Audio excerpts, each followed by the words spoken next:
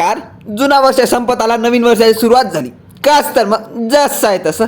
आता काय सांगाव, नवीन वर्षाला कपडे घेण्यापेक्षा जुन्या कपड्यांना धुवून नवीन केलं ते परवडलं नाही का?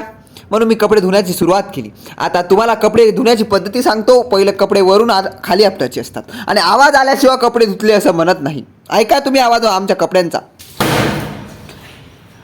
असा आवाज आला पाहिजे. आज आमची मॅच होती. ABC अशा टीमा बनल्या. काय सांगा होता, टीमांचे आमचं काहीतरी वेगळंच प्रकरण चालू होतं. CRला आम्ही 7व्यामधून घेतलं, म्हणजे आम्ही 7 होतो. CRला पण घ्यायला लागले, कारण की CRच्या हाती सर्व काही असतं, कारभार म्हणून घ्यावं तर लागलं. मारता तरी येत नव्हता बॉल. दादा कॅमेरामॅन आमचा थोडा मलाच फोकस करत होता. हसू हसू परेशान झालो. बॉल काही हाती येत नव्हता. आता काय करावं, पोरं सरान खेळत होते. आमचा कॅप्टन पण लय हुशार होता. आता काय सांगा तुम्हाला, आमची मॅच जिंकता जिंकता आम्ही हारलो. माझे हात पोचले तरी यांनी कमबॅक करायला तयार नव्हता. जाऊ दे म्हटलं, कशा ना कशा प्रकारे तरी माझ्या बॉलाला हात लागला.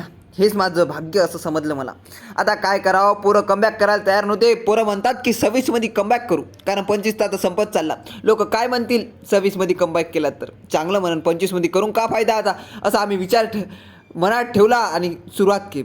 जरा कॅमेरामॅनचं का गलती होती का, मलाच फोकस करत होतं, तर कमरेवर हात ठेवणं तरी कशाला. मोटिवेट असं करायला पाहिजे. सर्व्हिसच्या वेळी मोटिवेट करत होते सर. बघा, यांची सुपर सिनियरची मॅच चालू होती आणि आमचे पोरं ऐका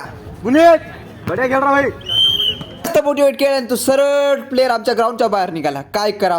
धन्यवाद फॉर व्हिडिओ बघण्यासाठी. नवीन वर्षाच्या हार्दिक शुभेच्छा.